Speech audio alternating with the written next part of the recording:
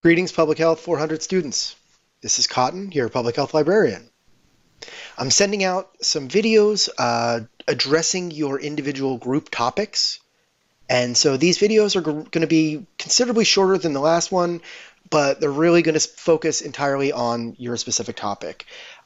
If it feels like you're sort of being thrown into the deep end or you're just going kind of way too quickly in these videos, please go back and check the previous video that was sent over, as well as the how-to videos on the research guide. That can really give you some context on how these are working as searches. So without further ado, let's get started. Okay, so this video is going to be for the electronic cigarettes and vaping group. And as usual, we're starting on our public health databases page, narrowed down to public health databases. And I'm going to focus specifically on two databases today, that is PubMed and APA PsycInfo. PubMed is going to deal with the physical and medical issues that accompany vaping and e-cigarettes. APA PsycInfo is going to focus more on the mental health aspects or the addiction aspects or things like that. So these are two really broad and likely ways to research this topic.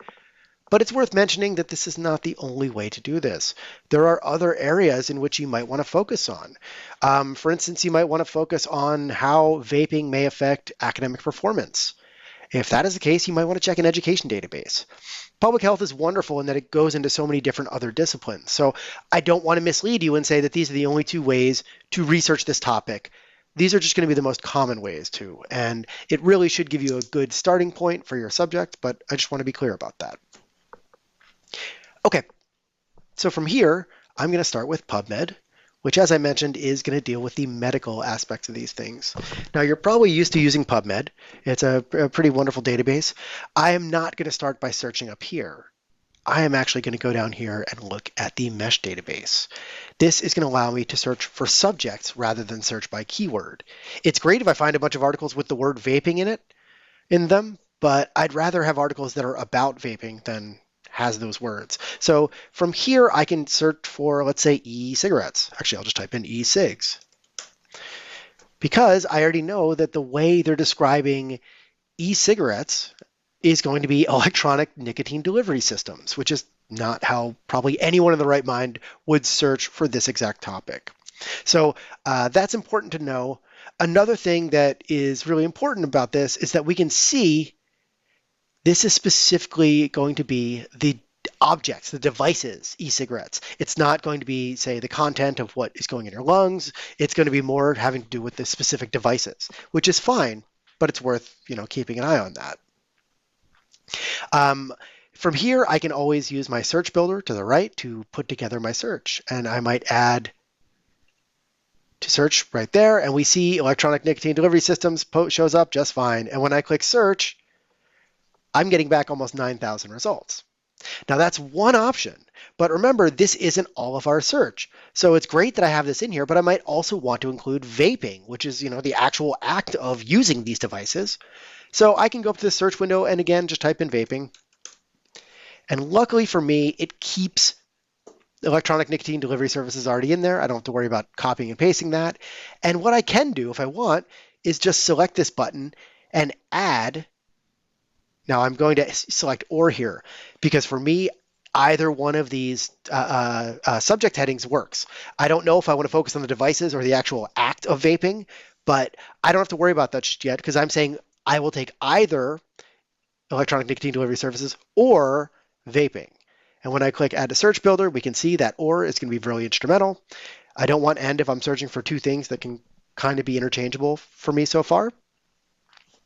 And when I click search PubMed, I'm still getting back 9,000 and change results. So from here, we've got options. I can always start narrowing down these articles from here. I can always start adding in more search terms, but I might instead want to go back. And I'm just going to work with vaping right now, but it's going to be the same function if I choose to combine these two. If I don't want to focus on the devices and I want to focus more on the actual vaping, I can click on the title and it gives me a few options. It's also saying inhaling a vapor is produced by e-cigarettes. So this is going to be more about the action rather than the hardware used there. Now, if I add vaping and just search here, we know we're going to get back 4,158 results, so fewer than we would have gotten with the e-cigarettes. But say we want to focus on the prevention and control of vaping. Well, I can select this subheading here, and now when I add to Search Builder, I can see prevention control is right in there. And when I search, I'm not going to get back 4,000 articles. I'm getting back 141 because these are the articles that are deemed by reviewers to be about the prevention and control of vaping. Now, I can also do this with the e-cigarettes option. I think it's supply and distribution would be what I want to look at is how are there's so many of these things. How are they getting out there? So from here, I can continue narrowing these down. Now, if you have 141 results, it's not a bad idea to at least look through most of them. But if you want to say, oh, I want things from the last 5 years, I can always narrow that down to there. That will help reduce this a little bit. I can also consider what type of article I'm looking for. If I want a clinical trial or a randomized controlled trial, that's very helpful. I can also, if I want to focus on the age or gender of the people being researched, I can go to additional filters and I can add in various article types, gender, which is binary at this moment, as well as different age groups. So maybe I want to focus on the active vaping in people aged 65 and up. I don't know if that's a huge demographic, but I can add that in. Now, it has not changed my list of results, but now I can see that aged is up here and I can select that. Now I have this one article that deals with how e-cigarettes may be affecting people over the age of 65. So from here, I can use the links over here, specifically the PUBH library link, to access this article and go from there. I also want to take a look at another database very quickly called APA PsycInfo. So here we are on APA PsycInfo, and this is really a great place to be looking when you're trying to find the mental health or addiction aspects of a certain topic, or you're trying to get the perceptions, whether it's beliefs, attitudes, perceptions. Perhaps you're trying to figure out how a certain age group might look at vaping, specifically teens. So this is a good place to look for that sort of thing. Now, it's just like some of the other databases. However, the interface is brand new, so it does look a little bit different than it did last year. From the filter page, I might decide to set peer-reviewed, just so I know that I'm getting back only articles from peer-reviewed journals. After that, though, I'm going to head over to the subject area. I'm not going to use keywords up here because I know that the subjects do include things like vaping. And when I conduct that search, I see vaping right here at the top, and so I might select that and then go over here to click Add to Search. Now when I scroll up, I see vaping is listed in here as a descriptor or a subject. However, that's not going to be the only option. I can also go back down here and type in electronic cigarettes. And I see that this is an option as well. So I can select electronic cigarettes, add that to my search also. And now I see that I have both vaping and electronic cigarettes listed as subjects. However, it has end listed here, which means it's going to try to find any articles that have both vaping and electronic cigarettes as subjects. I don't think that's very helpful. So what I might do is go down and select OR. And now I'm saying I don't care which one of these is showing up as a subject, either one of these will work. And when I click search, we get back almost 4,000 articles because, believe it or not, there is a lot of art research done about vaping and electronic cigarettes. However, we want to focus on young people. So we might also say, well, I want this to be only articles from the last 5 years. And that narrows it down a little bit. And we can also go into the all filters. And under this, we see we have a few options. I can select age.